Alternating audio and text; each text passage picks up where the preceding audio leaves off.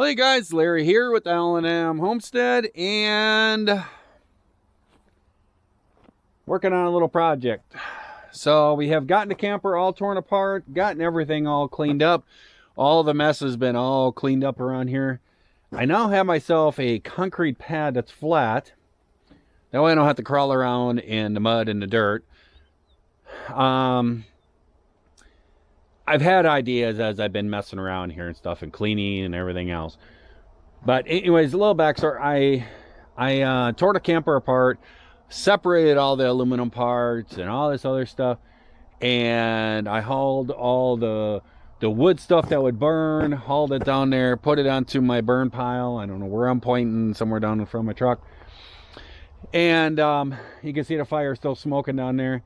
Lit that up 2 days ago, and it's been burning stuff. I actually mixed it around today, and it got fired back up again and stuff. Just burning all the stuff up. All the aluminum stuff I took in, I didn't pull all the steel little screws out of it. It's not worth any time. I looked at it. No, I'm not gonna sit there and take everyone's little screws out. And I just shoved it all in the truck, smashed it all in there, took it down there and stuff. The lady jumped up in the truck and kind of looked at the stuff, and she's like, well, I can't give you full aluminum price. She goes, because it has all the metal screws in it, so someone's got to pull all those out. And I said, I don't care. That's whatever. So I dumped it in there. I made a whole $40 on all the aluminum on that thing. And then I was like, okay, whatever. So then the next morning, I took a load of all the metal junk. I took that to the scrapyard, dumped it in there, got 10 bucks. So I made 50 bucks on all the stuff, all the scrap material. Burned everything else. Then I loaded up everything that I couldn't burn, I shouldn't be burning, and stuff that, the fiberglass, stuff like that, I took it to the landfill, to the dump. And had to pay to do all that, and loaded it all in a dump truck, took that down there and put it in there, and that cost me $22 to dump it in there. So that cut into my profits of trailer deconstruction. If I wanted to, I could have stripped up. It would have took days to put all, and just wasn't worth it to me. I got more important things to do. But anyways, there's this concrete pad here. There used to be a building here. What it was there was a small dump on this property. And if you guys have been watching this video, you know that it's a real small little tiny town. This was their dump. They basically just had a hole back there in the 50s and the 60s. And they had a hole back there, and people would come out, and this was the office where you'd stop by and you'd pay. And you go back there and throw your garbage in once a year. They light the thing on fire and burn the stuff up and everything else. When regulations came more on dumps and everything else, the little town couldn't afford to go do all this stuff that needed to be done to be regulated. So they ended up closing this up, and it's been sitting non-active since the later 60s. We've looked into all this stuff and everything. We're very fine with it. I told the wife, she says, well, what about that spot where the dump is? And I said, well, we're just not going to do anything there. And if anything, we'll pile some dirt on top of it even more to encapsulate it more. And I said, if you really want to, I said, we could build a basketball court on top of it and concrete the whole thing across. But yeah, it's just a little spot that we're just not going to touch. But this was the office. And this is concrete and everything. The concrete has kind of a dip in the middle of it. I actually had an idea on throwing 4 walls up here and making this a little building. I mean, it would take nothing. Just throw up 4 walls, and then I could put a nice door in the front of it with a roll-up door. And I was thinking, this could be a spot where I could park the snowplow in the wintertime. Then it's right here, and it's basically right next to the entrance to the driveway. So it wouldn't be that big a deal to come down here and jump in the truck and be covered so it's not in the snow, and go out and start snow plowing.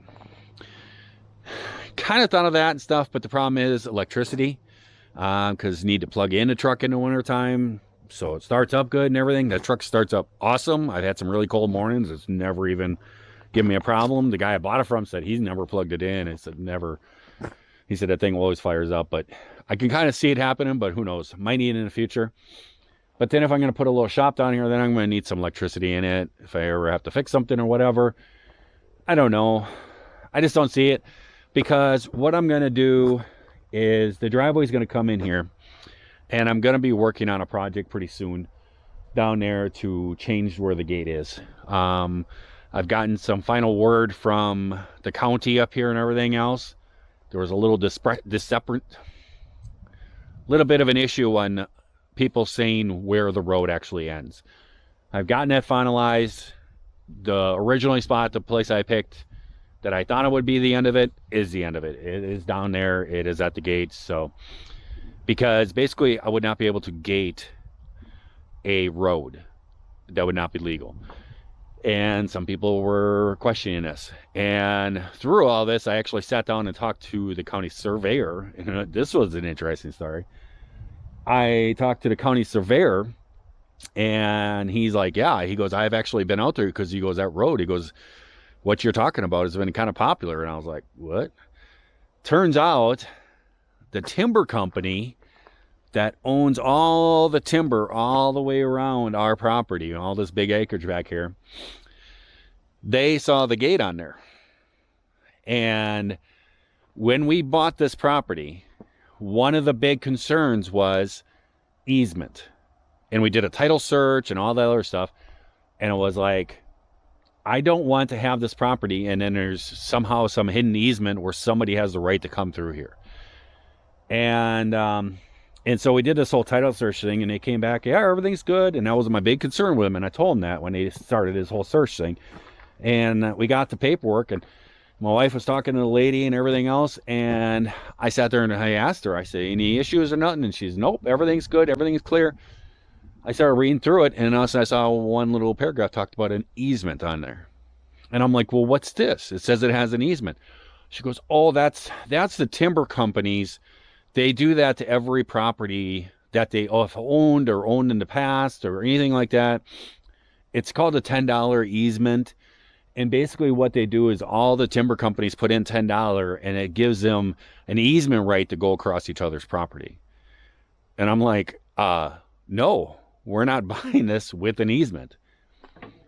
And and she's like, oh, it's really no big deal. All the property up here has it. I said, I'm not going to buy this property, do all this work, make this into our dream home and everything, and then logging trucks come rolling up our driveway and we can't stop them, and they go through and, you know, tear up our place and everything and make a big mess. I says, I'm not doing that. And we backed out of the deal. And a realtor called us all concerned. He's like, it's not a big deal. What it was many years ago, this property and another property was combined with a sale of like 8 other properties, and they put that easement on there, but then that property and the other property were backed out of. They didn't buy those 2 properties, and so they weren't sold. And so, but the easement was filed, but it's never been used. It's no big deal. And I'm like, it is a big deal. If it's on the paperwork, then that means somebody can show up and say, I have the right to go on your land. And I said, we're not buying this if that's the case. And we sat there arguing back and forth. Finally, I said, that's it. I'm sorry, but I expect our earnest money to be sent back. And that is a breach of contract in my eyes, and we're done. And I hung up the phone. Well, then he called my wife and talking to her, and she's all like, listen, Larry just explained to you. I don't know what you think calling me is going to change anything, but what Larry said is what's going to happen. And she hung up the phone.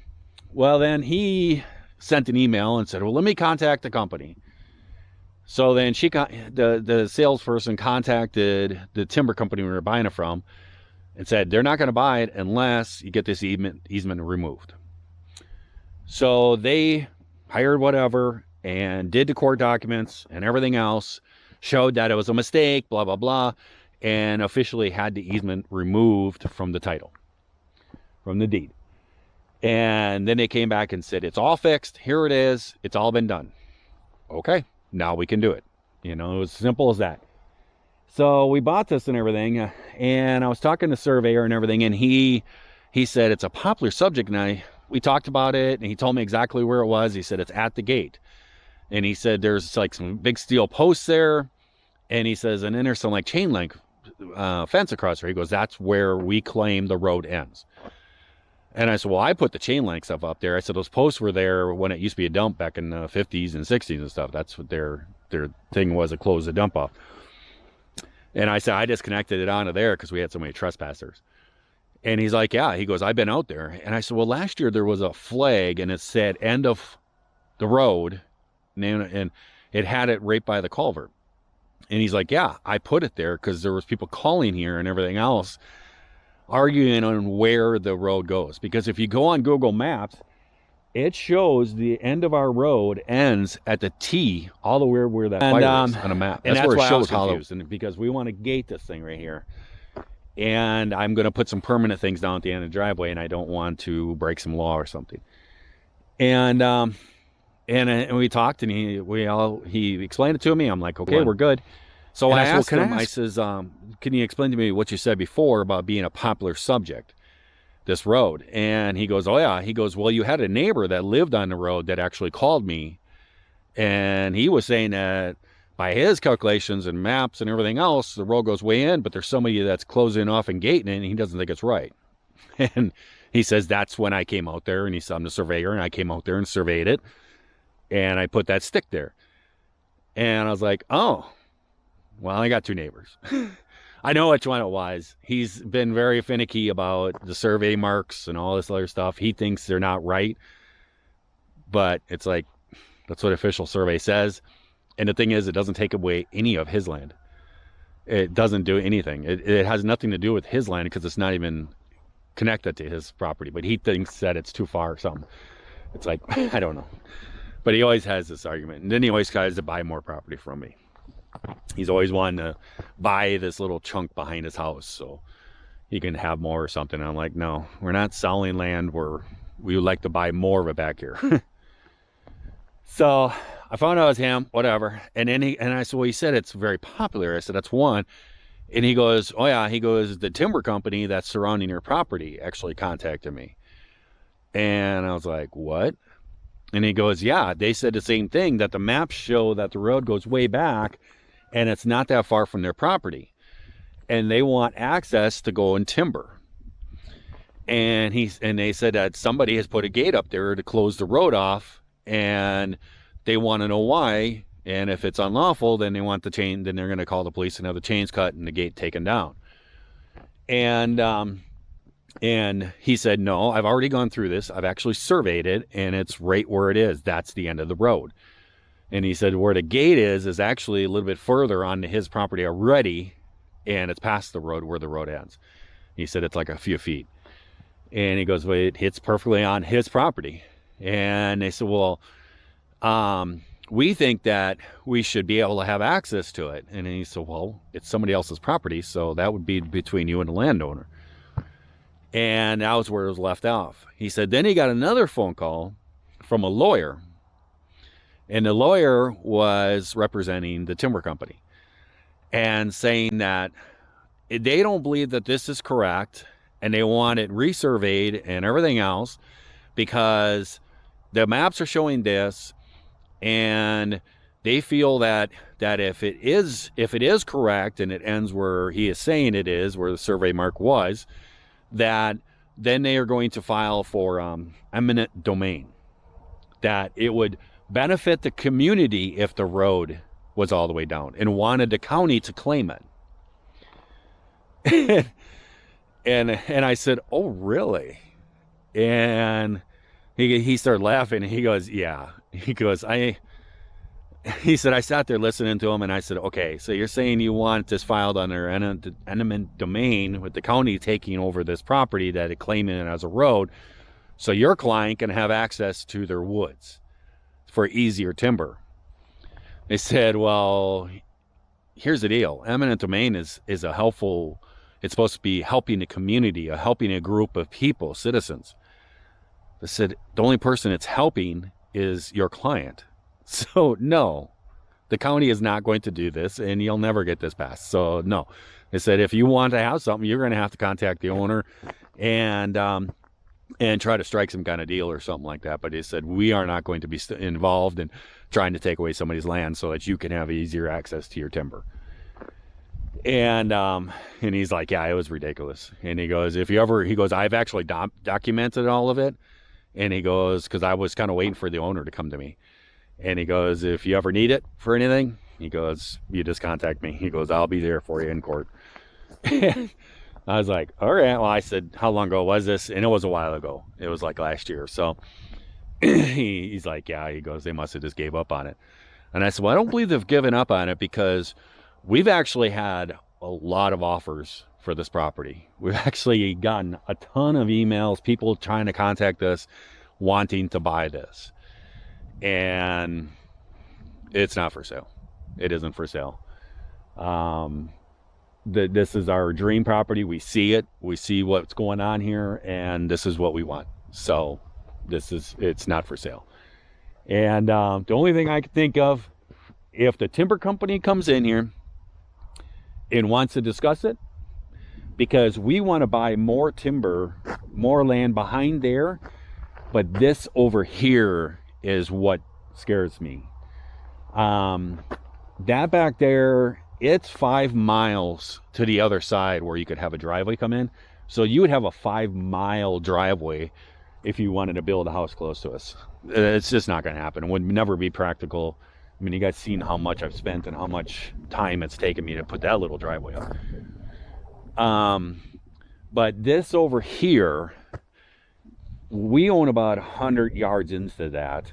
But then beyond that, it's probably 50 yards from our property line, and there is a gravel road. It's a timber road. And that goes out into the nearby town and ends up. If that would ever be sold, somebody could buy the strip right alongside of us and build houses in there. And that's what we don't want. We want to have this secluded out here. We don't want to have people owning property around us and everything else. That's the only thing. So if the timber company ever comes out here and says, hey, how could we get access? How could we do that? I was thinking about this. Here's the deal. I'll let you come through here. You can go up over there to get back into your timberland. I'll even make you a loading area where you can stage your logs and everything and load over there in the corner over there where it's out of the way. I would do that and everything else. And I'll let you do that and timber all that land, but then you're going to sell me this strip of land after you timber it for X amount of dollars. Make some great deal or something. That I get this piece of land over here. I think that's fair trade. So if they ever came back to it, that'd be a way we can get that. Because the company that owns this property over here, they're not known for selling property. So if I could work some kind of deal out, that'd be great. But also on the other fact, they're not known for selling property. So do we have to ever worry about it? I don't know. Who knows what's going to happen in the future. So what's going on here? So I got this nice little pad right here.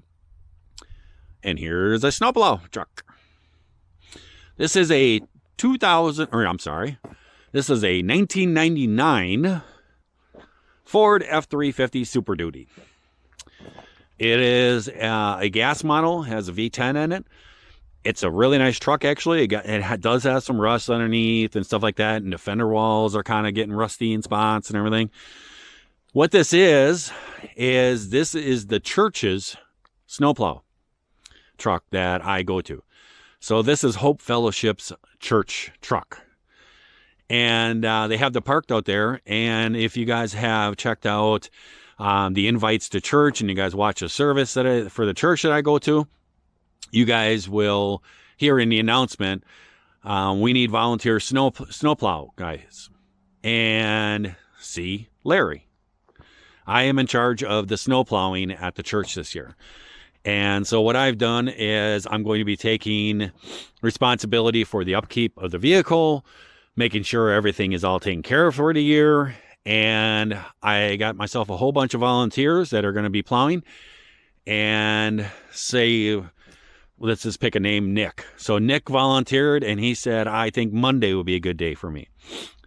So on Mondays, if it snows more than 3 inches, he's going to come to the church, fire up the truck, and he's going to plow the parking lot.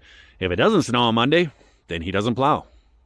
Next Monday, well, no plow. Last year I did this for the church. I went down there and I volunteered a day, and I think I plowed 4 times at the church. I think I did the driveway like 4 times. So it's not a tremendous amount of job or nothing like that to do it. It's just a way that you can serve the church. So what I did is I talked to the pastor and everything else, and I want to go through this truck. I want to change all the fluids, want to do a complete service on it, just check everything over, and go from there. So I thought, since I have this nice pad, I got a real nice creeper and everything, and this will make it easier for me to get up underneath there and check everything. So it has on here, I think this is a Boss plow, and it's made out of plastic. This is actually out of plastic, and then the bottom has the metal cutting rails, but then they have these tubes on there, so because the parking lot at the church is gravel, this way it doesn't dig into the gravel and just kind of rides across it. So we have that, and that's on there right now because the ground isn't frozen. So when we get the first snow a few times, the gravel isn't frozen, and you don't want to be digging ruts and everything. It's a nice little plow. It's got a whole steel frame and everything else. It's just that the inside part is plastic, so it saves on weight. But it's actually a nice truck. Thing runs great. It's actually a really nice truck. Just has some rust on the frame. I was looking at the engine in here. And it is like super clean. This thing is really clean. It's a really nice little truck. I don't know where they got it from or anything, but it's a nice truck. So I'm basically going to check. I'm going to change the oil on it. And I did notice it has no antifreeze in it.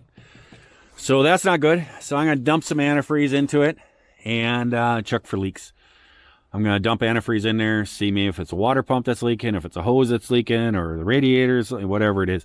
So I'm going to put antifreeze into it and top it all off, and I'm going to let it sit in here while I'm working on it for today, and it'll probably be here tomorrow, and then I should be able to find if there's a leak or something.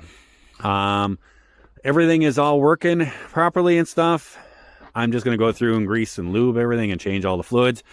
This light bulb right here is super dim, but if down here there's a lot of water that comes out of this crack, so I don't know if it's full of water because both lights are dim. So I'm thinking that there's maybe water in there and it's kind of dead shorting it out a little bit. That, or otherwise the wiring in here. Actually, I probably just found a problem. I know I just found a problem. The ground is not connected. So I know that's what the problem is. So that's what's going to fix that, because I was going to pull the bulb out and go get a new bulb and everything else, but I was going to tear it apart and see if it was full of water and check the wiring and stuff, but I can see what's going on. It's not grounded. So I'll probably reconnect that, put a new wire on there, and probably zip tie this lead up to here, because that's what's happening, is it's too heavy in it, so it broke it. Top off the hydraulic oil inside the pump in there. Somebody has a John Deere license plate on there. I don't know what that's about. In Michigan here, we are not required to have front license plates. The DMV actually, I'm sorry, not the DMV, Secretary of State. People get very offended when you call them the DMV. Same exact thing, but but they do not give you 2 license plates. You only get 1, and you have to put it on the rear, which is kind of weird, because when you're going at somebody, a police officer or something like that, by the time you go flying past each other, do they have the time to look back to see if you have that? But they can see you coming, they can see you don't have, I don't know. It's kind of weird that they don't require front license plates up here to me. And then I'll crawl underneath there and check everything else out. It looks like some brakes have been done. Looks like there's brand new calipers back there. I also noticed that the bottom of the differential is very wet looking. It's very oily looking, so I'm thinking that the differential cover is leaking. But I'll check that all out. And then it's got some rust around the wheel wells and stuff. Somebody's puttied this a little bit. I'm going to tell them just forget it for now. But when I get my shop and everything, I'll tell them that I will take care of this. I'll sand it all down and everything and get rid of all the rust and take care of that. And the same thing over here. You can see how that, I'll probably just get a new wheel well strip that you can get just that piece, and then you can weld it in there. Fix that one up, and then the bottom of this crew cab thing is rusting out really bad. That's what I did with mine, and if you remember the videos of my work on that, Basically, it's a skin that you can buy. It comes right from the seam down, and you just put it right over the top of the door and weld it onto there, and makes it look like brand new, and you can paint it all up. So I'm going to get started with this thing and take care of everything. So I'm probably going to run her for a little bit, get the engine warm so the oil flows good, and then start tearing her apart, draining oil and stuff. I was plugging in that because, oh wow, it's got a strobe light. If that causes a stroke or something, I'm sorry. I don't know. But yeah, so it's a nice little truck. I used it a bunch last year, plowing and stuff. Here's the remote for it. I got the power on. And for the blade up and down, you can pull the wings in and out and stuff. You can angle the blade. It's a nice little truck. It's in good shape for a 1999, that's for sure. So I'm gonna get to work. Well, guys, underneath the truck here, kind of checking things over. And let's see.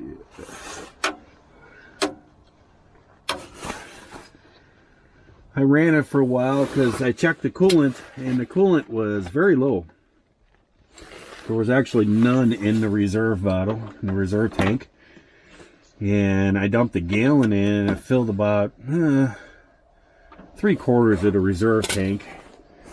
And I ran her for quite a while, so she's probably going to be, the oil's going to be pretty warm. But that's good.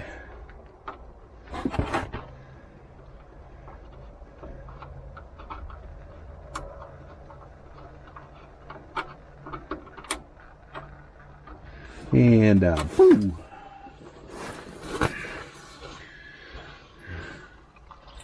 Metal on the plug.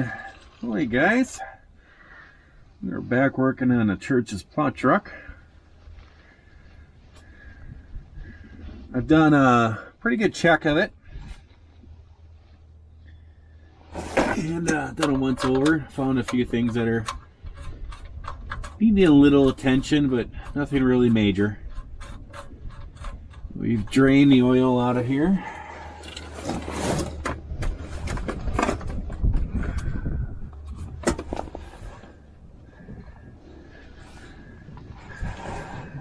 And we can seal her back up.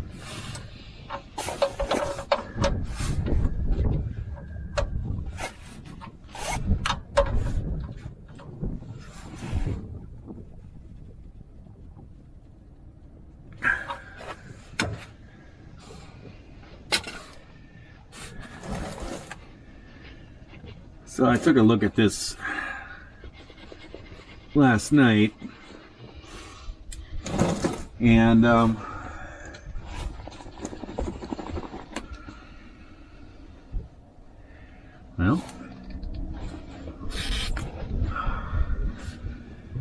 took a look at this last night, did an inspection of the truck, and then I had we have a sermon notes. Well, we're gonna get this going or what?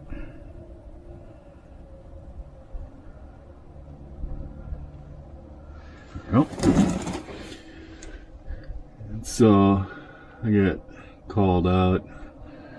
My wife went to the sermon notes thing at the church, did that, had a talk with the pastor, told him what I found, and not too bad of news. So basically, I picked up all the filters and everything else,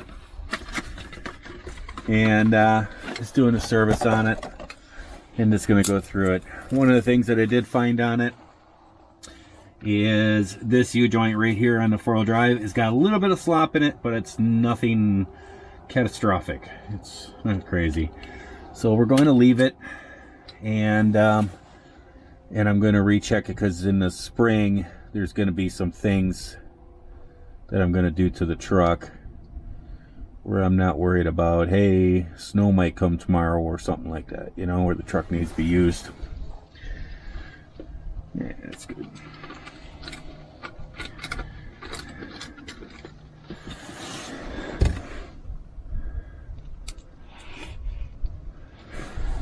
So we're just going to leave that.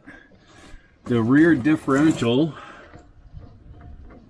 may have overfilled it with the tipping here. Nope, we're good.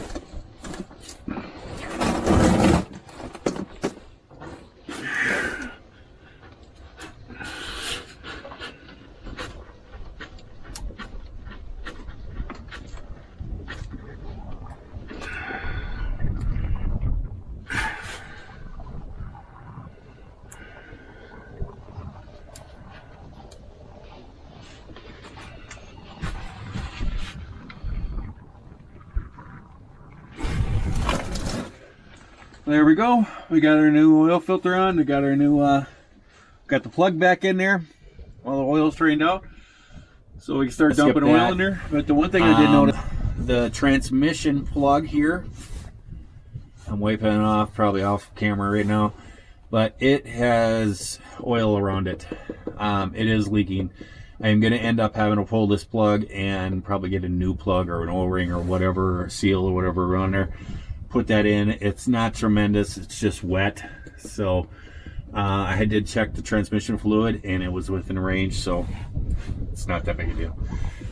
Truck is in pretty good dang shape. It's got some rust underneath here, which you expect in any kind of environment like what you're running here. Brakes are awesome. Turned out that there was problems with the brakes, and the pastor had taken it in to a company and they put replaced every single brake line on this truck and put, like, I think 2 new calipers on and new brake pads all around and rotors and everything. So everything is really good with that. The only other issue that is really going on is the rear differential. The rear differential is leaking on the bottom. It's not much. I did get the plug pulled out and I couldn't feel the fluid. I dumped some in and I think it was probably about 2 inches below. So I put some in and I let it sit, and there was no new drips out this morning. So it's not like it's just running out of there. So I'm just going to keep an eye on it, and that's something that I'll take care of later time. So I'll show you the other things I got going on. Alright guys, we're going to get underneath here and remove the fuel filter. It's right on the frame rail here, and you just need this little tool. You get these for all kinds of different lines and everything, but they come with all different sizes. I believe this is the one. So you just push it kind of in there, and then you just force it up in there, and I should spray it before I do it.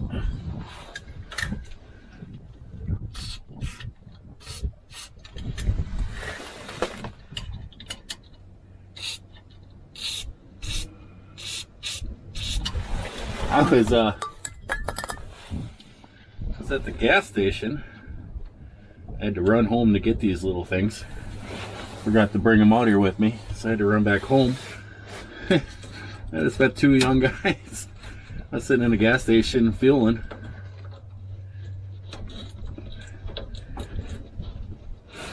And had 2 young guys come up to me and they're like, "Hey, you an L&M?" And I'm like, "Yeah."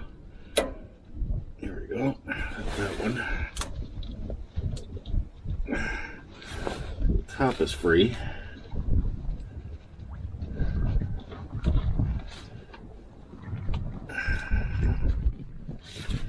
I'm like, "Yeah, that's me."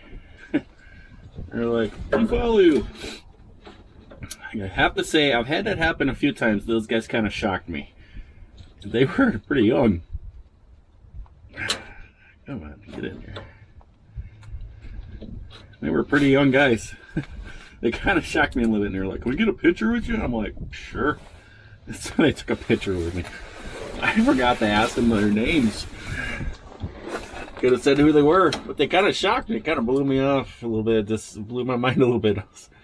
I was like, "What's going on here?" I figured there's a couple guys up here or something that are going to be asking me about my truck.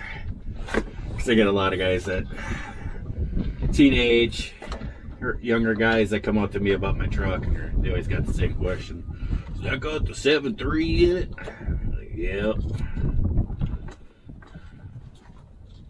Well, is this thing gonna pop or not? Sometimes these things can be stuck pretty good.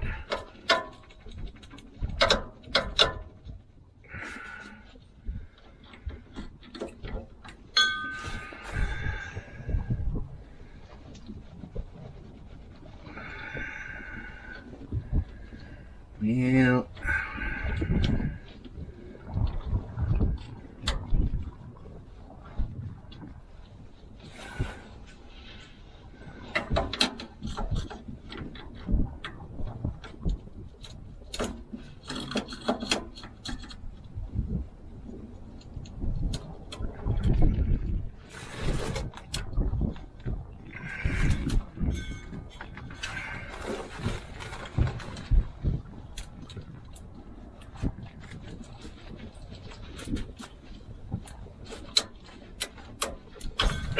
There we go.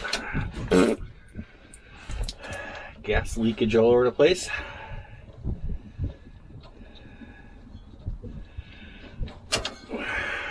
One. Really not gas leakage all over the place, it's gas leakage all over me.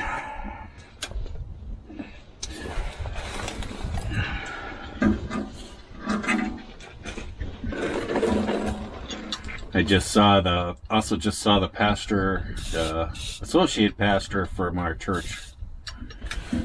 That's what he was up to, and he said, "Oh, I just picked up my car from the dealership." So, for what? He said it had a wheel bearing going out.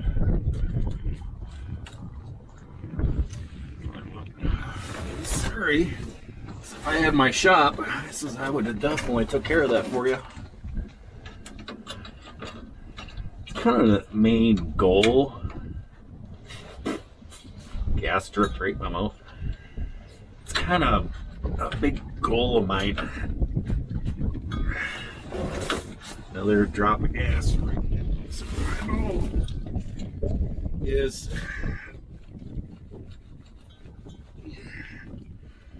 to have the shop.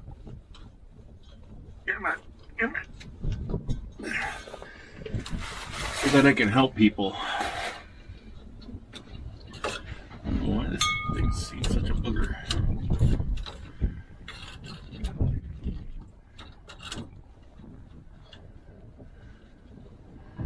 I should have found out those young guys' names. Wish I would have. I was kind of shocked. I was like, we're kind of young guys. I could have found out their names. I could have. Because I'm thinking they live up here.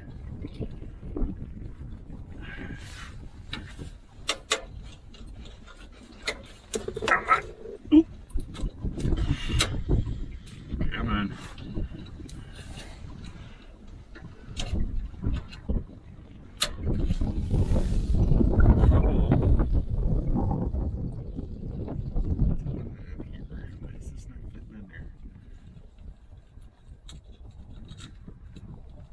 Should.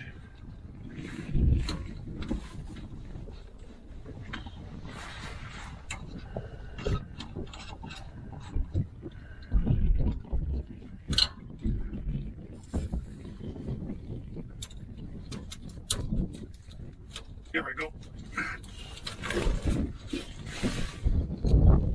There we go. Lots of gas. So we'll let that drain and everything else. Alright guys, we got ourselves a new little captive. That thing. There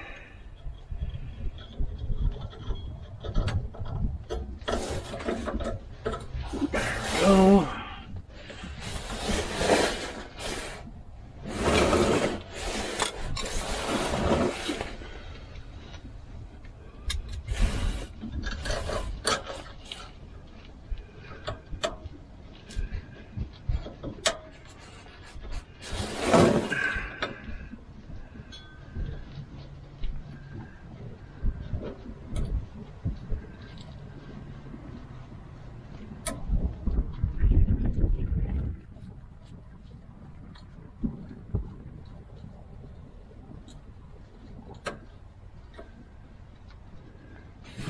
Go. So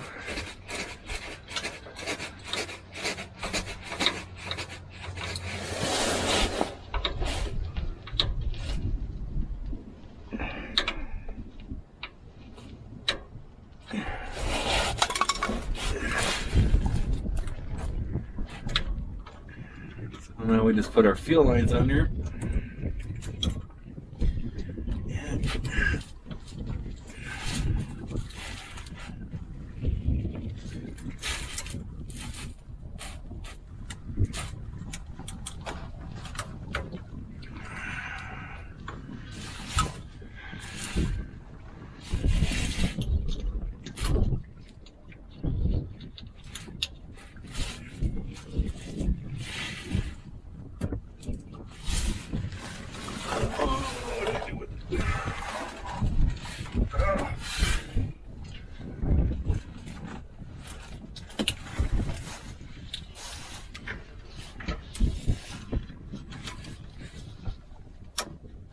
go.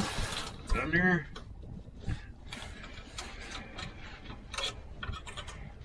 That's like a safety catch thing.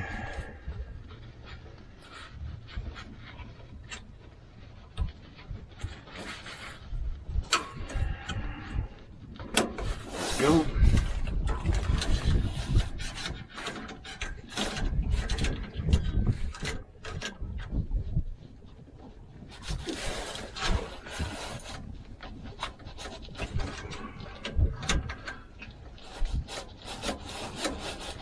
Well, why is that not going on?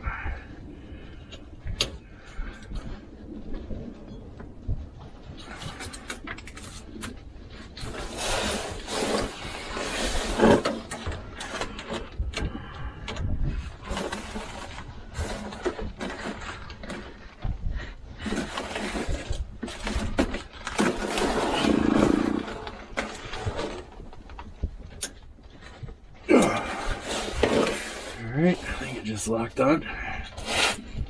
There we go. Cool. So we are all good to go with our fuel filter. Alright. So,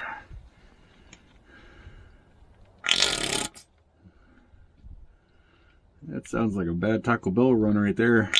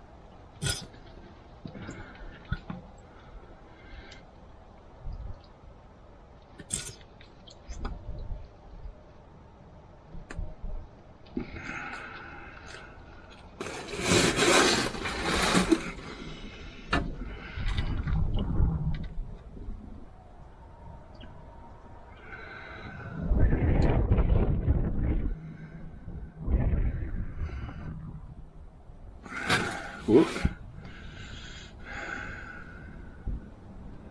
There she is. 2 and 1. Well, guys, we are all done. Oil's been all put in there. Coolant. It was very low, and it was very low. I actually put in a gallon. I brought it up to the reservoir. I could see it. It was about halfway filled with the reservoir. I have ran this thing up to temperature a couple times.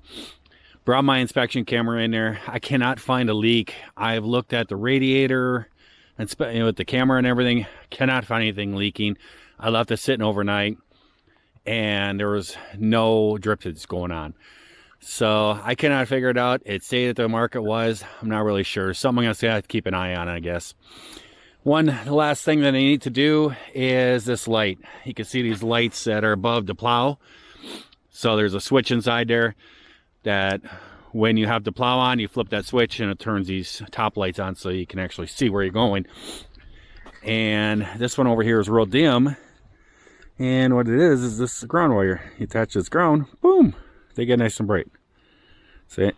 So I just need to take this bolt loose and put a new connector on here and attach this wire. Well, so there we go, guys. That's all been, the ground's all the way fixed. We got good lights there and everything now. Those are all working. We got the strobe lights up on the top all working. So we are all good to go here. We're going to be good to go for a year. They got these shoes on here. They're like a plate shoe thing that goes on the bottom of there, because the parking lot at the church is gravel.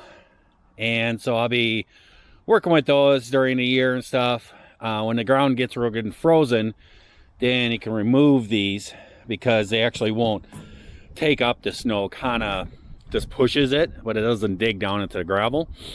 Works good for this time of year when the ground is not frozen, you know, dig up ruts and everything else.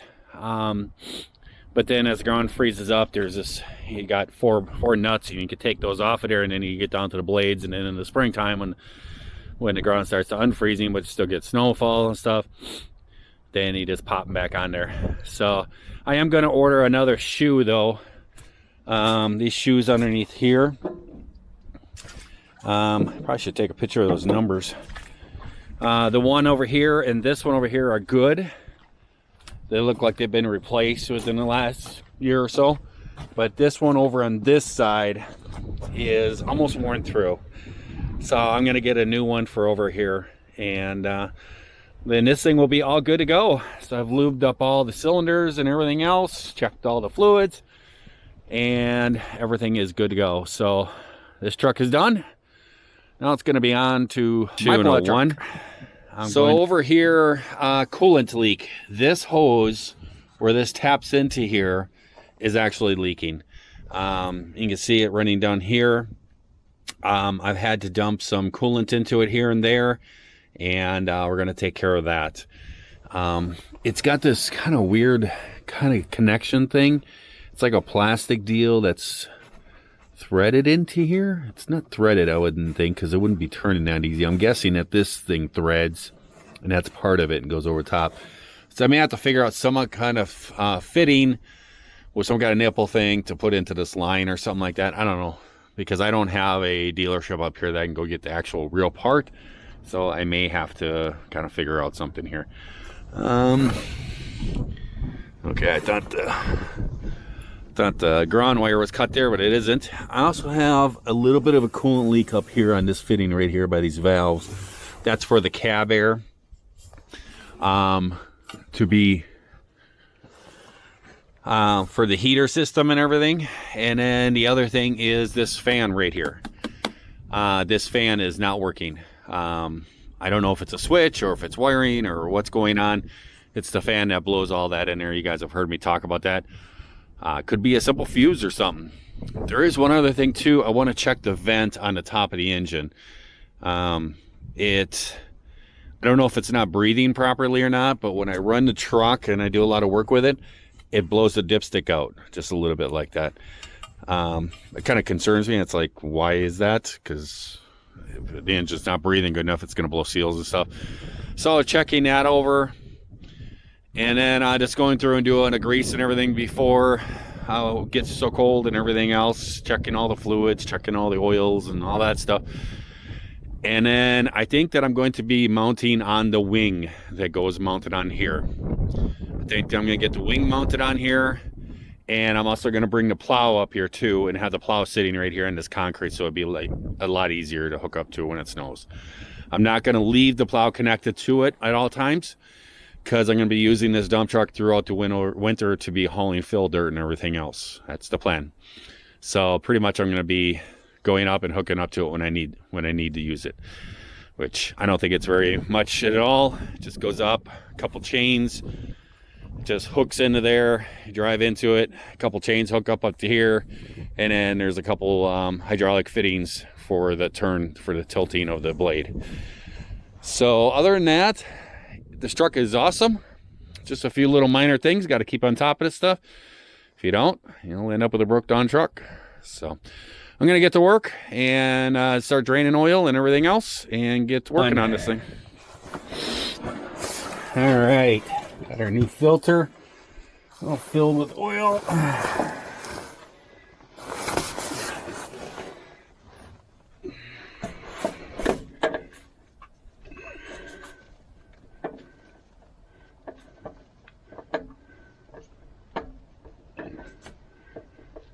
It's hard to find that perfect angle, get that first thread going, you know what I mean?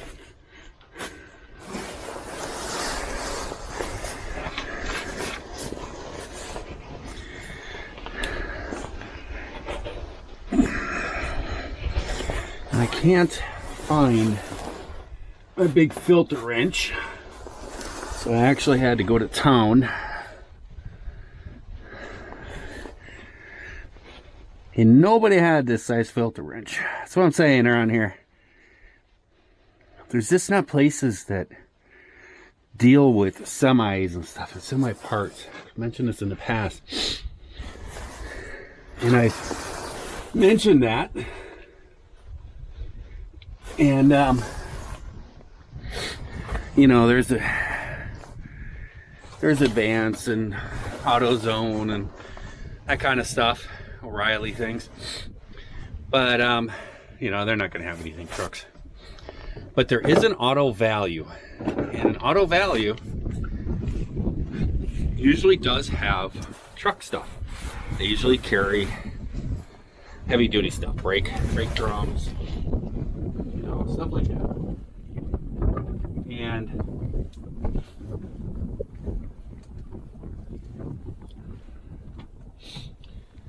I mean, when I worked out in Maryland and stuff, you know, the Auto Value out there, you go in there and, you know, they had this stuff.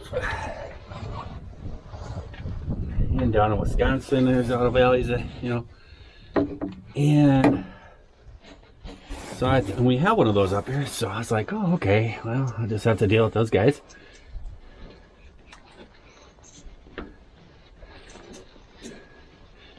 And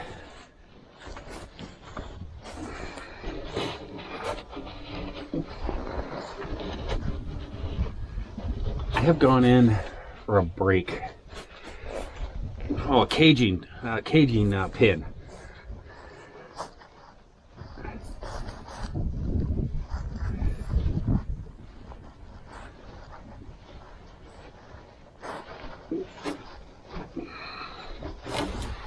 And I've gone in for a caging pin for brakes, which, I mean, anybody who carries semi stuff will have that.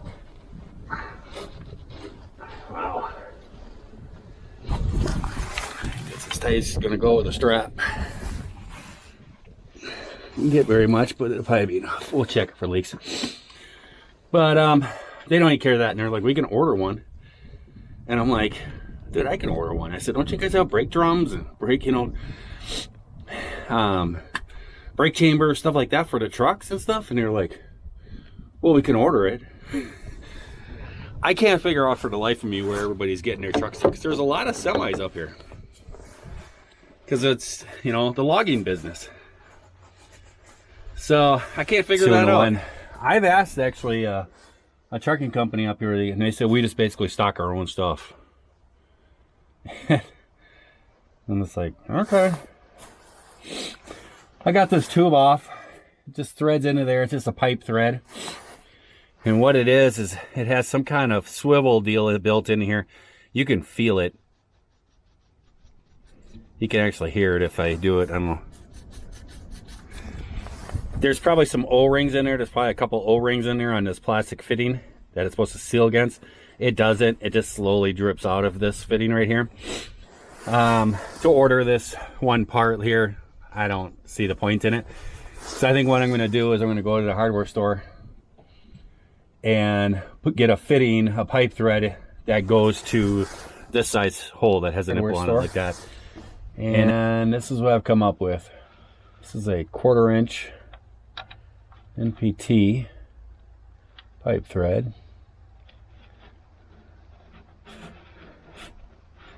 We'll thread that in there.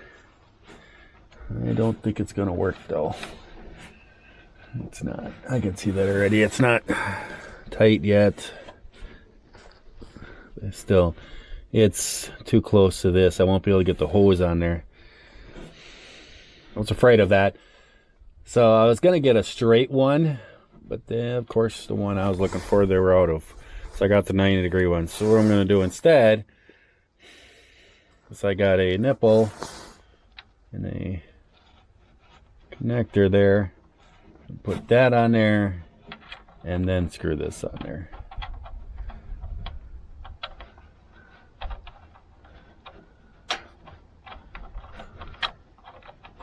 I don't know if I can get it in there. There we go. So that'll be on there like that, and I'll tighten it all up. Put some taper on there and stuff, and all those fittings. That'll be in past there so it won't hit. And then I will just take this off. Take this off this fitting, this hose here, and put this hose on there, and I got some hose clamps. And then this will just go right back up there. I'll fit right back on there.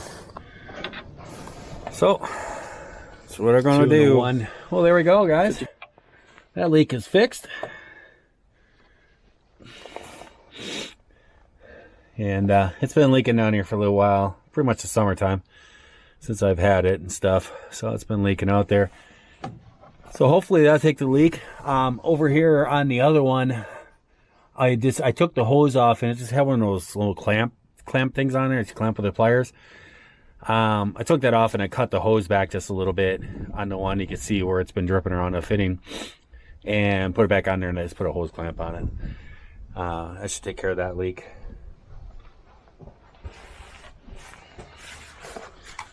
So now I'll just put the coolant back in. I'm gonna have to grab some more, because this isn't gonna be enough.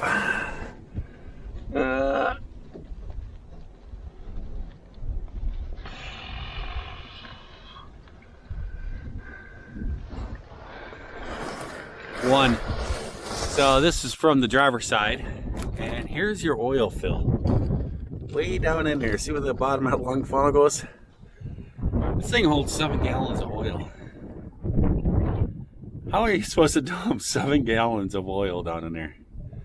I have not the foggiest, but I got 2 funnels held in there and held into the position. I'm going to dump it into one, and that one will pour into that one, and down it goes. It's not going to be fun. It's going to be a long process. I don't know who designed this little feature here. This was a little crazy. One.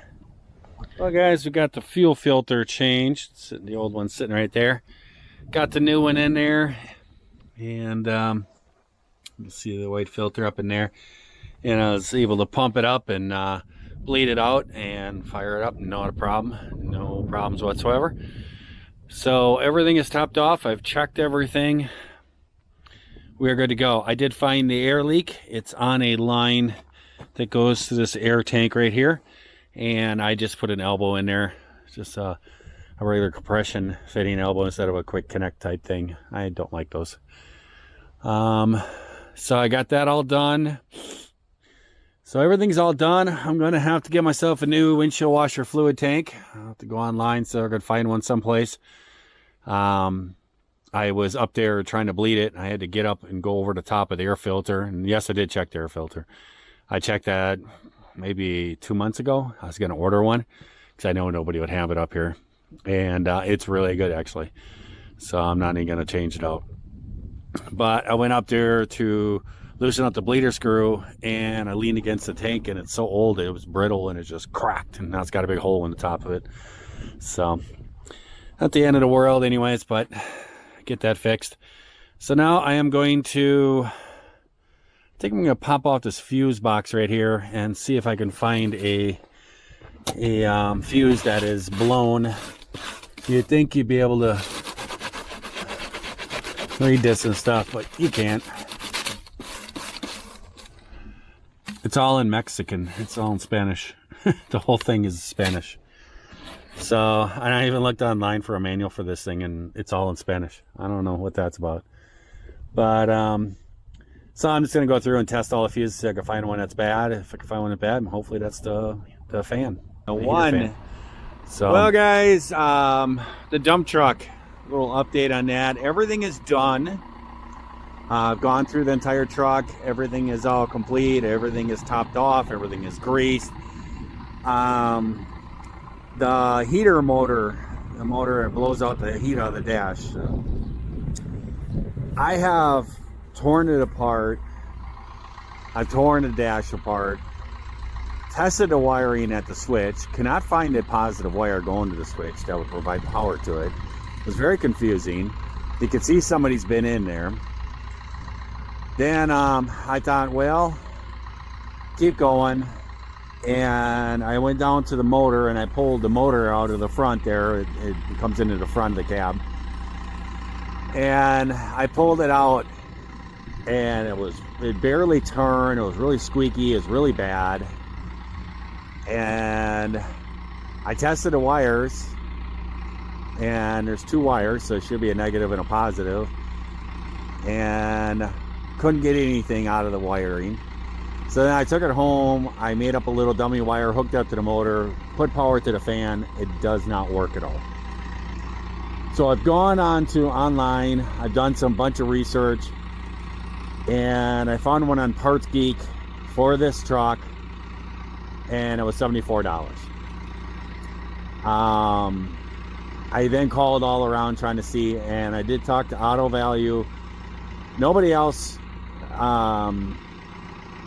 had anything, none of the other stores, but Auto Value, they did look it up, and they said that they had one, and they said, but there is no 85, there's only a 7500, and this is an 8500. This is an L8500 is the model. And I'm like, well, that's the wrong model number. Said I'll have to come in and look at the picture and bring it in and make sure that's the same one before we go ordering. And he was like, it's 134. And then he click, and then he's like, well, I just looked on Parts Geek and I looked it up and on there, and there's one for an 8500, and it's the exact same number, the one that we have. He goes, so this one should work. I said, okay, I'll come in and look at the picture and make sure. Just to double check. And I was like, I looked on Parts Geek and it was 74. I'm like, free shipping, gets here 2 to 5 days, and they have to order it too. And they said it would be 2 to 5 days. So I just ordered it from Parts Geek. I mean, it's $50, so might as well. And then I also got, it's a module switch thing that works for that motor. It's a little modular thing that plugs in, and a wire harness plugs in, and it's right up in the front there. That could be blown. I also ordered a new switch because it was pretty crusty, it looked like. So the switches, they were like $11 and like $20 for the other part. And I figured that way it's got all new parts in it. But then I hooked up my tester. I hooked it up a negative post on the frame and put it into one of the wires that goes to the motor, and it has power. I don't know. So I'm just gonna wait for the stuff. I'm gonna plug the motor in, see what happens. The rectifier thing and the switch, that's actually gonna be like a couple more days. So I might just plug the motor in and see what happens, see if it works. If it does, great. If it doesn't, then I'll replace the other 2. And if that still doesn't work, then I got to figure out what wire to the switch is supposed to have power, because I've checked all the fuses, found a fuse panel inside the truck too. I went through, I tested every fuse that there is. There's really not. There's only maybe 8 fuses in this, replaceable fuses in all these fuse boxes, and none of them are blowing. So you can see somebody's been in there and they've done wire nuts and stuff. So I don't know. If it comes down to it, I'll have to figure out which power wire is supposed to go to the switch, and then I'll just, on the fuse box, there's a terminal on it that turns on and off with the key. I may just have to run an extra wire and just put power to the switch now. Make it all happen, Captain. So yeah, so I got that all torn apart and everything else, and that's what's going on in the truck. So we're just waiting for those parts. 2 to 1. So then I started with Backhoe. Figured I'm going to go through and change all the filters and check everything over. And I tried to get a part number off the filter, because I don't have no John Deere places up here that I can cross-reference to go and get a filter or something like that. And so I tried to cross-reference the filters. Well, the oil filter didn't even have a part number on it. It was all worn off.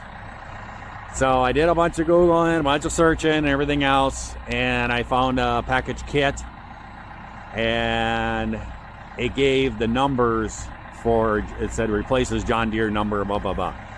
And so I got all the numbers for the hydraulic filter, the tranny filter, the oil filter, the air filters, and there's a vent thing too for the hydraulic tank, and the air and everything. I got all the filter numbers, and I did some cross-referencing, and I was able to cross-reference them to Baldwin and CarQuest filters and everything else. And so I have all the filters and everything else now, and I am just showing up out here, and I'm warming the engine up and getting the oil warmed up so it'll flow good. And I'm gonna drain all the oil out and start changing all these filters and get this all taken care of. And then really the only main thing on it I looked, it has an ether start on this tractor. It has a little button in the cab. I don't know if you can see it. I want to go closer, it's just gonna be louder, but right up in the corner radiator is like a little yellow bottle. And it's electronic, and you push a button inside and it gives a shot of ether to the intake. And this thing does not like to start in the cold. And so I tested it yesterday, and I was going to pull it apart. I figured the can was empty, and I pulled it out. The can seemed to be full. I put it back in, pulled the line off, and my wife was out here last night, and I had her hit the button, and it squirts out just good. So I took a picture of the can, because that's gonna be a special can that's in there. So I'll order up some more of those for winter, and I just gave it a shot when I started it there. Just before I cranked it over, I just gave her a quick little shot, and you can hear it spray, and she fired right up, no problem. So that's all working. So everything is working good with this. I really don't have any problems with this thing. Just want to get all the fluids changed, everything taken care of. Sorry if the wind is killing you. But then the other thing is that hose. I need to get underneath there. It's a hose to one of those cylinders that rotates the boom. It is leaking underneath there. So I need to get underneath there and figure out if it's just a fitting or if it's a hose or what. I'm trying to block the wind. So I'm going to get to work. I got to get this all done. Well, guys, backhoe is almost done. Parts is my problem. There is other things I can do with it. I am actually going to be attaching a whole bunch of LEDs to it. Those lights, I think 2 of all the lights around the whole cab work. I have found some really nice LED lights, and I'm going to be replacing the ones on the sides. I'm going to put them on all 4 corners, put a big light bar up on the top on the back, put a big light bar in the front, put 2 smaller lights facing on the back. You know, I'm really going to light it up because wintertime's coming. I'm going to be moving all this fill dirt, and so daylight. I don't have many hours of daylight coming up here. But I'll be doing that, but those are not here. So I'll do that later. That oil leak, it turned out to be a fitting was loose. There's a jam nut that's on the bottom of the hydraulic ram, and a jam nut loosened up. It happened to me on one of the rams out here on the boom too. It came loose and was leaking, and crawled underneath there and just tightened it up and seemed to stop dripping. So this little circle hasn't gotten any bigger. I've gone through and lubed and topped off everything and checked everything over, and I am waiting for parts. Alternator. For I'd say about the last 2 to 3 weeks, when I first fire it up for the day, I'll fire the thing up and let it warm up and stuff, and always say engine low voltage. And I'll let the tractor warm up, and then I'll shut it off, and then I'll go doing stuff, and that way the tractor's warmed up, so whenever I go back to it, I can just fire it up and go. And then when I fire it back up, then it's fine. And so it's been kind of staying on more and more, and I got out my tester, and I tested it, and I had 12.5 volts at the alternator without it running. Turned it on, and when I started it, it dropped down to 11.7, and then came back up to like 12.3, and that's where she topped out at. So alternator's not charging, and I took it in to Advance, and those are the guys I usually deal with. They got a good crew working there, and I went in there by them guys, and you know, they don't do anything with tractors, and I be able to look up anything, but we use Google and try to, and blah blah blah. But we actually found numbers on there and found out that it's a 95 amp alternator. And we searched and searched and searched, and they went into their heavy duty market and looked at all different things, and they only had one heavy duty alternator, and they thought it was it, and they went back there and it wasn't. So they ended up actually finding the right one, and the one that they were looking for, then they realized it was only a 55 amp. So they did a bunch more searching, and they actually found this exact one. And it's at some other store. I think it's like Iron Mountain or something like that. And they said it'll be shipped up, should be here tomorrow. So I mounted it on there because I thought I was going to get more time, but I had to run and take care of something with the family. And so I was gone for a couple hours, but it's all good. So it's just a couple bolts and it comes right off of there, no problem. So I'll be, hopefully in the morning when I come back out, I'll be able to pick up the alternator and then pop it on there. And I'd rather do that than have to mess with the batteries coming in the winter and end up having to buy 2 new batteries because I wrecked these batteries in here, because that won't be cheap. But that alternator is not cheap. You know, every other alternator you buy for a car or something like that, you know, $100, maybe 125. That's $209 for that puppy. But I've gone through this whole thing, checked all the fluids, differentials, everything else, and did a full grease job on it. You can see the batteries right in there. That battery box will need attention someday. I'll have to go in there, and a lot of the metal's kind of rotting away and stuff. Have to fix that up. It actually, the cab is actually rotting away. If you look up underneath here, this is actually like metal somebody like bent and put around where the metal has rotted. When you're sitting up in the cab, you can actually see daylight and a bunch of cracks around there and stuff. Someday I'm gonna have to go through this thing and totally redo this tractor and everything, and then I'll rebuild the engine too, because it does have a lot of blow by, but it's getting the job done for what I need it right now. So someday when I get to shop, then I'll go through and fix this thing all up. And then you got the dump truck. Only thing I'm waiting for is that fan. That's not going to be here until after I get back from Thanksgiving. I'm not going to be around here for Thanksgiving. I'm actually going back down to Wisconsin. I have to make an errand down there and pick up some stuff. And my mother is having Thanksgiving at the house. The wife is not going to be able to join me. We're going to have to break up for Thanksgiving. So she's not going to be able to make the trip. I have to go because I ordered a piece of machinery and it's down there, and I got to run down there the day before Thanksgiving and grab it because snow is coming. It is definitely coming. It's all over. Everybody's talking about it. It was like most beautiful day today. It was like 50-some degrees, sunny, really nice, everything else. And oh, there's a deer down there by the burn pile. I can see its tail fluttering around. It's standing right on the other side of the driveway. And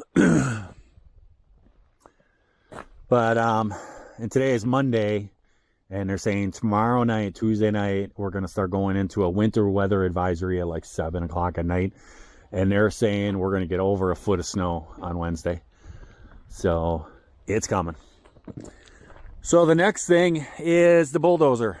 I was hoping to get back here and get this thing done and get it pulled out of here. And I was going to pull the bulldozer up on here and crawl underneath there and start yanking filters and do an oil change on it and just do a once over on it. There's nothing that's wrong with it.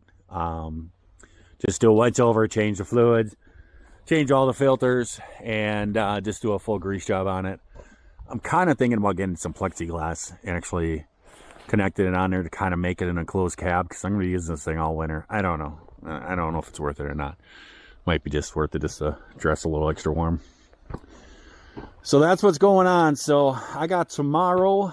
I got to get the alternator put in here, get this thing pulled out of here. This one's done. Get the bulldozer put in here, get all the fluids changed, get that serviced and ready to go. And then the dump truck, I'm going to try to get the plow hooked up to it. I don't really want to move it, but I got screws for the dash laying everywhere. The dash is completely torn apart. But we're supposed to get that foot of snow, and the plow is way up there by the woods. So if we get a foot of snow, I'm going to have to end up using a backhoe or the bulldozer to plow a whole path to get up there with the truck. Probably should go get the plow, bring it down here, hook it up, and have it sitting right here in front of where the dump truck is sitting. That's where it's going to be for the winter time. I'll be able to hook up to it here and there. So, and then maybe mount the wing. And then I got to hook up to my big gooseneck trailer. And then I got to take off for Wisconsin. Yeah. So I'll be back in the morning and see if I can tackle all this stuff. I got a lot to do, just a day left. And from what I understand, it's going to be raining tomorrow. So that'll be fun. Oh, one other thing on this dump truck.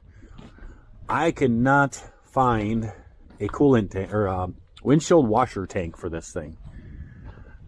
open 2-1. I put my hand on it, and it's kind of old plastic and brittle, and I just broke a chunk of it out of it. I have looked and looked. Nobody has them. It seems like I can't really find any that look like this one. Tons of coolant tanks over there, but not the windshield washer tank. So I went, and I've used this on my fenders on my truck. One time a guy ran into me and I fixed it all up. It's a plastic tank repair kit. And it comes with like sandpaper, and then it's just like epoxy stuff you mix up, and then it's some fiber tape, and you just sand the stuff down, and you apply this epoxy, and then you put the fiber tape over, and then coat the epoxy. And I'll tell you right now, that's got to be all cured by now. Oh yeah, it's all hard and everything. So that tank will be just fine. It's gonna be all sealed up now. It'll be just fine. So that I was able to fix that. And then when I go down to Wisconsin, I'm actually going to see if I can get an air controller for the brakes here, for the air system on this truck. This truck has a non-stop release. It just constantly just goes just non-stop. And so that's that valve right there. So I took pictures of it with the numbers on it and everything else. And when I go down to Wisconsin, I'll be going by some truck places to stop in here and grab one. And that'll take care of that. It's not a really big deal, but it does wear out the air compressor because the air compressor constantly runs. So rather not wear out the air compressor and have to replace that. So get a different valve and take care of that. 2 and a 1. I have to clean up my mess here quick and get on the road. I have to head over to the old house, over to the Yooper house. My mother-in-law, she sent me a picture and said, "This is how my morning is going." And she was holding the sink spout for the kitchen sink. It had the big spout that comes up and comes down that the water comes out of. I guess she broke it right out of there. I don't know what she was doing, but she broke the thing right off. And so I told her, I said, "Look around, get another one. I'll be over there tonight, and I'll tear apart your sink and fix it all up."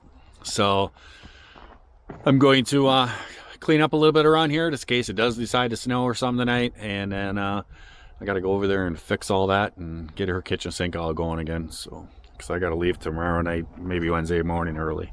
We'll see. So I'll see you guys tomorrow. Well, guys, new alternators put in there, and I just shut the tractor off. I just got done testing it, and its output is 14.6. So we are good to go. So now she's charging, we're good. That'd be good. Winter time's coming up. I want to make sure her batteries stay fresh. So this tractor's all done. I need to take the safety off the arms up there and put the bucket down. There's a couple grease zerks up there I can't fit, I can reach, and grease those up, and this tractor's done. And then I can move on to the bulldozer, get that in here and get that done. Well, guys, I've been going through this dozer, checking things over, and it is in really good shape. This is a nice, I have not had one single problem with this bulldozer. Nothing's really leaking. None of the cylinders really leaking at all. There's nothing. It's been really, really a good bulldozer. The engine is actually really super clean. It's really in good shape. I think that's a brand new injector pump. But I know that this engine was rebuilt. At least that's what the guy told me. He said that it was rebuilt because it had some internal problem, and they took it to the cat dealer or whatever, and they said that something let loose in it. And he said, well, let's rebuild it. And they said it'd be cheaper off to put a reman into it or something like that. So it's a remanufactured motor that they put into it, and it always has run just awesome. When I first got it, I checked oil, and the oil, it basically on the dipstick, it looked like it was basically like brand new oil. And oil level has never gone down, nothing else. I've looked down on the bottom of the engine and stuff. There's no oil residue, nothing laying down there. But I just was going to start pulling off filters and everything else, and right there on the filter it's written on there 38.49. That's the hours that the oil change was done at, and right now it has 39.64. So it's basically like 120 hours that it has on it. And I looked up on Cat's website for service intervals with this, and basically they say with an older bulldozer, an older D4, they say 500 hours change the filters and all the fluid. It's only got 120 hours on it, so I am not going to do an oil changer because the oil looks great, and you can see they're clearly marked and everything with the hours on them. So I'm good with it. There is a couple issues. One, the drive teeth back here that are on the final drives, they are actually a little worn. They're not supposed to be pointed. They're supposed to be a flat end on each one of those little teeth on there, and they are pointed. I actually have to run the tracks just a little bit too tight. If I run them where they should be adjusted, it will actually jump a tooth. So that is something that I will have to tackle in the future, and not really worrying about it right now. I'm trying to get this job done and everything, and then I can focus on that in the future. If you look at it, it's these right here, and they're right to a fine point. So these plates right here, they go from here to here. There's a chunk of plate that comes out. You just get the new ones, and these bolts, they just come out of here. You do have to take the track off. You just have to loosen it and get it off of there, and then you can spin it and take them off in chunks. You don't have to pull the final drives apart or tear apart really anything. Just gotta pop the track apart, which is not that big a deal. So that will have to be done right now, or not right now, but in the future. I just run the tracks. They're just a little bit too tight. They're not tight, but they're just a little bit tight, and that keeps them from popping. I noticed that. The one thing that I did notice when I bought it, and I talked to the guy about it, the guy kind of, I would say, kind of deceived me a little bit. I didn't know a lot about dozers and everything else, but I came in and there was an oil spot inside of a shop right underneath there, right at the back of it. And I was like, what's that? Is that the final drives? Or the final drives going on in this thing or what? And he's like, no, we just did the final drives. And he goes, I bet you anything that's a remnant of them guys tearing it apart and putting it back together. I bet you they spilled some oil down inside here. And this whole plate here will come off, but I believe it's actually welded on there. I don't know how that comes apart. I don't know. Have to be something I look into. It's got to be some way that this comes apart and you get in here better. But this little service plate here I took off, and he did this when I was in there, and we looked down in there, and there was just like a little bit, the bottom was just a little wet, and I was like, okay. And he seemed like a really honest guy, but then when the guy came to deliver it, it was a guy that worked for him, and I thought that from the talking going on that he was the guy who does the services on these things, on his equipment. And I had him walk me through the whole thing and show me what everything does, what's all going on with everything. And I said, and I reached underneath there and I kind of put my hand on the plate down there to see how much oil was on there. And I said, yeah, there's still a little bit of oil down here. And he goes, well, I think the final drives are real good. He goes, I believe the owner had him, the final drives were done just before he bought it. And I was like, okay. Because that didn't match up to the story the owner said. The owner said that he just did them. And he was talking about that he has owned this bulldozer for many, many years. So I don't know what the deal is. I did check the final drive over on this side just now. It's not in the right position to check it, but I don't have a an Allen to fit in here. I couldn't find it. I know I do, but I just couldn't find it at the moment. It's a standard size, and I have the metric one, and I don't want to booger it up. But I was able to get this one out, and I just rotated it back, and basically at 3 o'clock, is where the fluid level should be in the final drive. And if I pull this out right now, oil does not come out. And I reached down inside there, I couldn't feel the oil, and I rotated it back a little bit, and it got down to about here, and then oil dripped out. You can see this was probably about here. So yeah, it's low. It's probably about down in here somewhere. It's not completely dry. I believe that this is a special oil, that it's just not 80-90 gear oil. I believe there's a special oil because there's brakes and all kinds of things that are in there, and that oil has to work with those brakes. So I'm heading down to Wisconsin. I'm actually going to be stopping down there.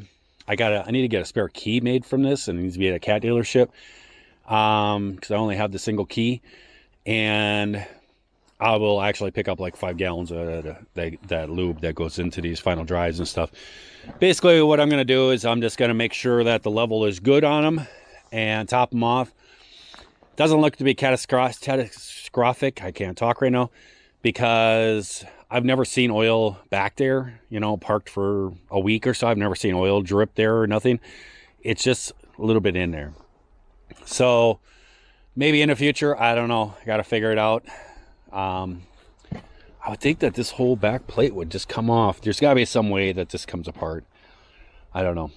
Maybe that the whole cab has to come off. I don't know. I don't know how it is. I have to look into it and see what it is. But somehow I need to get in there. It could be as easy as a fitting, as a hose and a fitting or something like that is loose or something leaking. Could be as simple as that. Who knows? But I'm just going to keep the fluid, and every once in a while just check them and just make sure that the fluid stays up high, and that'll keep it all good. So I'll let you guys see in the inside over here.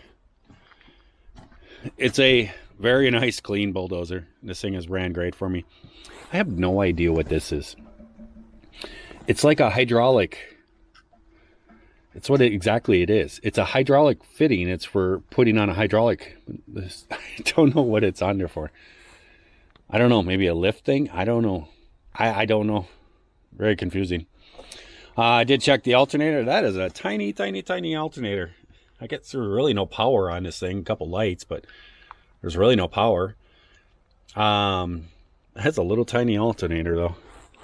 But I checked the alternator and the output is at 14.6, so that's all working good. So I don't need to do an oil change on this one, so I'm gonna pop the sides back onto it and button this thing up, and then I'm just gonna do a grease job on it and turn it around and have it sitting here that if I need it, because we got a lot of snow coming. It's starting to sprinkle now, and it's on its way. 1. So, well, guys, there we go. The plow is mounted on the truck. Was not difficult at all. I do need to find out the blocking needed to put it underneath it to get the correct angle. I had to take my floor jack up there, and when I bought the truck, they actually put it in the back in the dump truck, because the guy was saying you don't want to drive with it because it'll reduce the airflow coming into the radiator. I'm not really sure on that one, because if you look, it's only covering maybe the bottom third. I don't know. That's what he was saying. I took his word for it, whatever. But he put it in the back of there along with the wing. I have not mounted the wing on there. I'm trying to figure the wing out. I can go pick up the wing with the backhoe, even if there's snow all up in there and stuff. I can go pick it up with that and pick it up in here and bring it down here, and I'll mount it down here. I can't quite figure out how it's going to go in and out. I'm not for sure I'm positive on this. But it's pretty easy. It just goes down, rolls on those wheels. I'm actually going to see if I can find new wheels. I'm going to be doing some searching.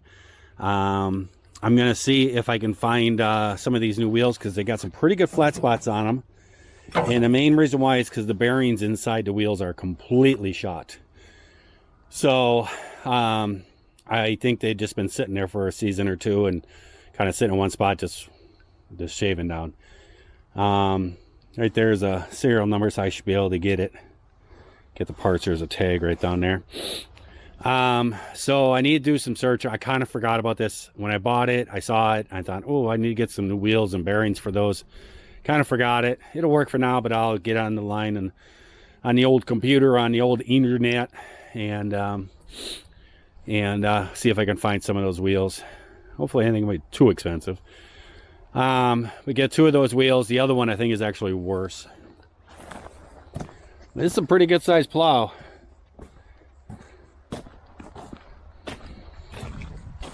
I think that this one,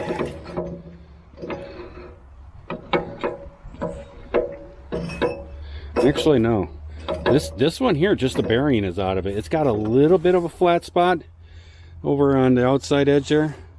Not bad though. That one I might be able to save. We'll see how expensive they are, because then let's get new bearings for them. Those bolts are gonna be hard to get out of there. Pretty easy to hook up to. I just need to get some blocking. When I unhook it, I drop it down on some blocking and not list it for the correct distance, because I just had it sitting on the ground because I pulled it out with a crane and just set it on the ground back there. And I had to go get a floor jack and jack it up in the air, got it up high enough, and then I just drove the truck into it. And you just drive the truck into it, and then it's got this here lever that it goes back there like that, and that locks the pins in. And then you pull a little cotter pin, a pin falls out, and to unlock it, you just push this all the way back, and it unlocks it. You can back out from underneath. So real easy hook up and unhook, really nice. So what I'll be doing is I'll be putting it up here on the concrete like this and dropping the plow, and then I'll be using the dump truck all winter for hauling dirt, and whenever it snows, I'll just pull in there, hook up to it. And it's just 2 chains you hook up and 2 hydraulic hoses, and then away I can go and I can plow. The wing, what I'm not sure about is I don't know how the wing folds up. That's what I can't figure out. I don't know. I see how it mounts on there and everything. I got that part of it. And I see how it lifts, but I don't know how the wing would fold up. That part I'm a little confused about. And if that means I got to sit there and go out there and chain it up and do all this stuff and then unchain it when I'm going to use it, that's a pain in the butt. I went down the driveway and this thing covered about 3/4 of the driveway. So, yeah, 2 swipes and you're done. So I don't know if the wing is going to be really a necessary thing. The only thing though, do not go off-roading, because with those locking clips on the bottom of there, it's pretty low. It's like 3 inches, 3.5 inches, something like that. And I drove it down the road back to where I had it stored, and I bottomed out a couple times. It was conk, conk. Like, wow. Not an off-road plowing situation here. 2 and a 1. I'll show you guys the operation of this thing. So I just turn on my little deal over here, turn the power on, and this lever right here controls the blade. It's down, and then up, and then left and right. This lever over here is for the dump bed part of it, and this is for the wing. And it says wing toe down, up, wing heel up, down. I'm not sure how it works. I'm probably just gonna have to hook it up and see. I don't know. But if I can raise it up, I think a little more. Yeah. It's quite high. I guess that would block the radiator for sure. Then and then you can tilt it side to side. It goes quite an angle. And then it goes all the way back the other way.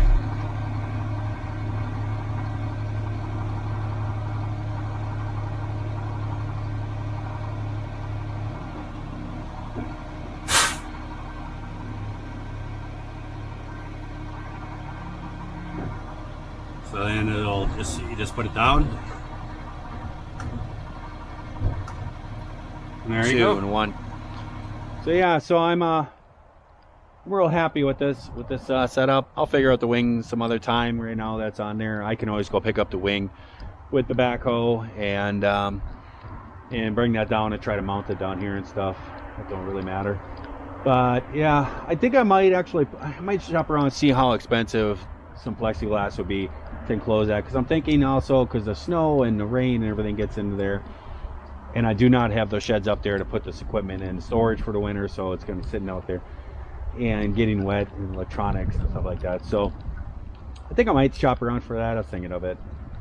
We'll see. But everything is great with the bulldozer. I'm just going to get some differential lube and the drive lube stuff that I need from Cat, and make sure those stay topped off good. Backhoe, everything is great with it. Everything is all done with it. Truck just got the blower motor, which won't be here till I get back. The reason why me and the wife are having to split up for the Christmas and is she works for an entity that works for the government, and with this whole ridiculous government shutdown that happened, and the Democrats, shutting the government down for 3 months for absolutely no reason whatsoever. But she was one of those, you hear all the things on the news about how people are not getting paychecks, all that stuff. Yeah, she was not getting it from that, and that's where our main insurance comes from. Health insurance and everything comes through that job, because it's really good insurance.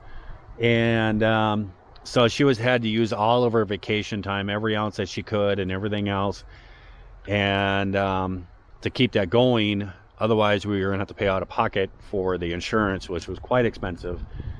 And she did all that, and we used all that stuff up. But then she was going to they actually came to her and didn't want her to leave because of the level of the work she was doing and stuff, and they're like, please hang on this. So they actually gave her 40 hours more vacation in the last couple weeks of the shutdown. They gave her another 40 weeks that she could use, and then it's like a payback thing. She has to pay it back in time.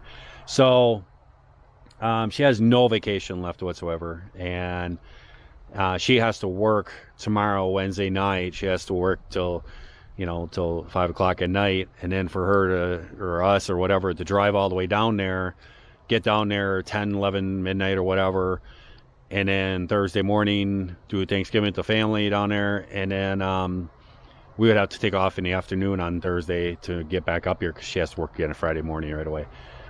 So I was actually thinking about not going down to Wisconsin this year for Thanksgiving and stuff. My girls are going to be there, and everybody's coming in for and stuff, and all the rest of the family. It's a big thing in our family for Thanksgiving.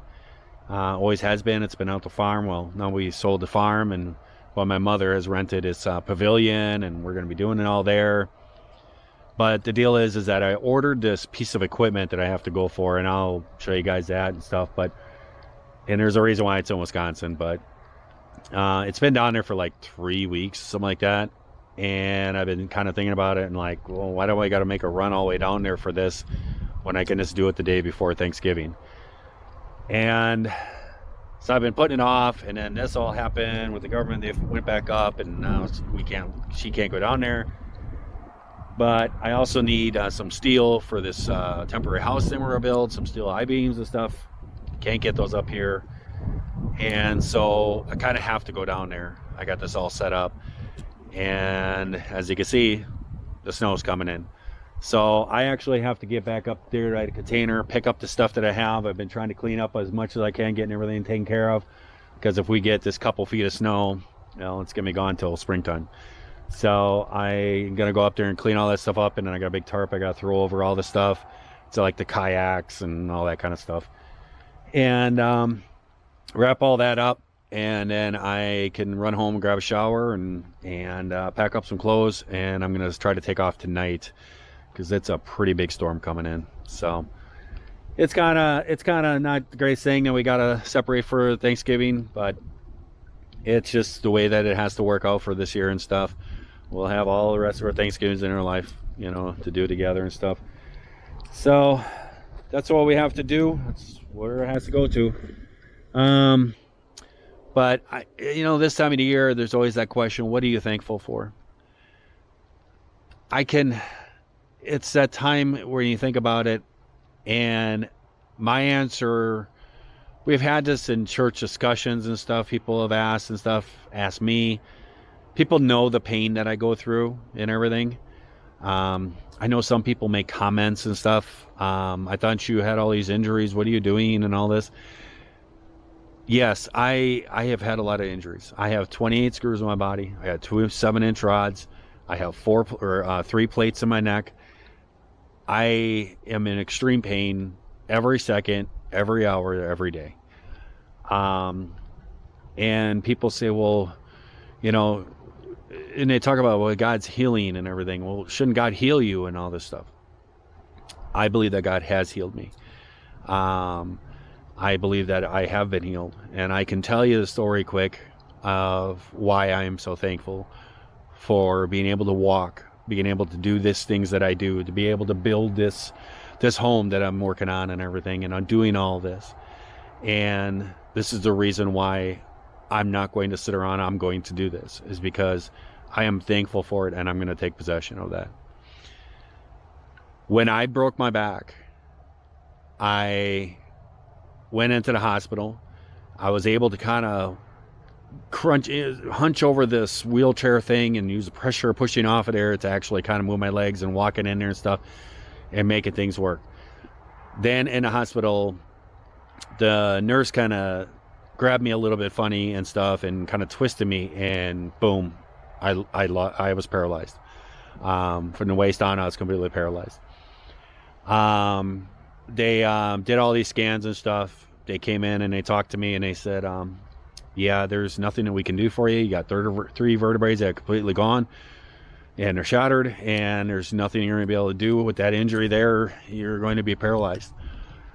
And I was in a state of depression, thinking about it, and then I decided to pray and put it into God's hands. I said, if this is your will, we'll figure it out from here.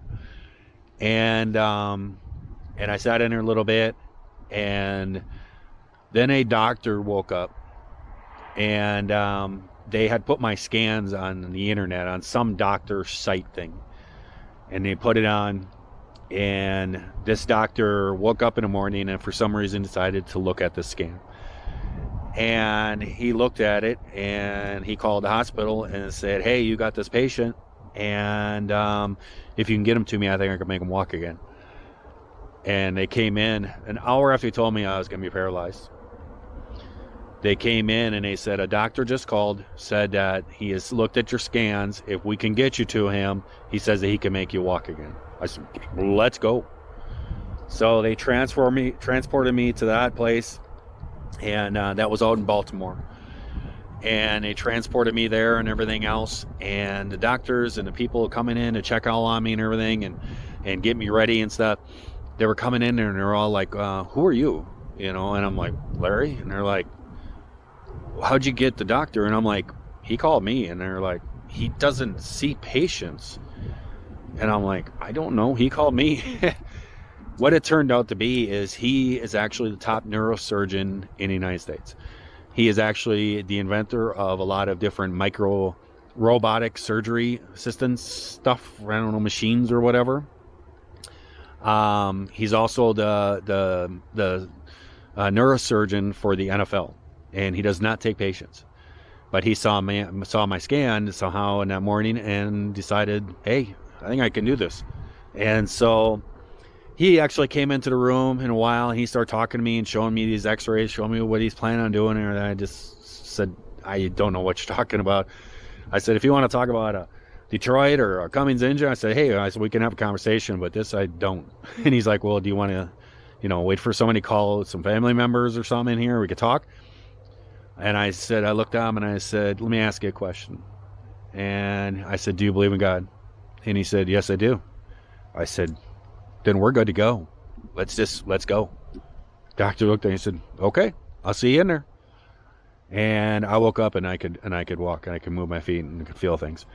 So yeah, I'm very thankful that I can walk. Do I have pain and stuff? Oh yeah. Yeah, I got pain all the time. But I don't know why the pain is there and everything else, but it doesn't matter. I'm going to take advantage of every opportunity I can to do what I can do to provide a future and everything for my loved ones. And I'm also going to take this to actually do the work for God too, and disciple to people and talk to people about God, and that Jesus is the light and he is the way. So I'm very thankful that I'm able to actually walk. That's what I'm thankful for. So I don't know, it's something everybody needs to think about. That's this time of the year. What are you thankful for about? There's so much goodness out there and stuff. Sometimes you got to look a little bit for it, but it surely is out there. So I'm going to let you guys go. I got to get up there and I got to finish this stuff. As you can see, snow is coming. It's here. The winter has come. So I got to finish this up and get to work here. So I hope that everybody out there is having themselves a great day, great night as they're watching this here video. And if you're not, we can certainly try that all over again tomorrow. God bless you guys. Happy Thanksgiving to everyone. Enjoy your families and everybody out there. And when you see somebody, even a stranger, just smile. Say Happy Thanksgiving. Put some light in other people's lives too. See ya.